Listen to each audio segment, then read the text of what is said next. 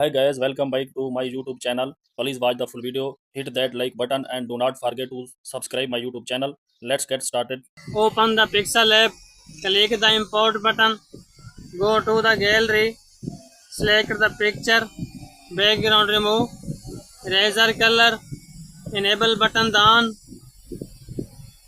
adjust the picture, click the import button, go to the gallery, select the picture, background remove, eraser color, enable button on, adjust the picture, click the sticker, select the sticker, background remove, eraser color, enable button on, adjust the sticker, click the color option, change the color,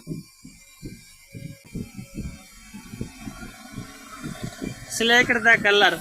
Please like the video and subscribe the channel.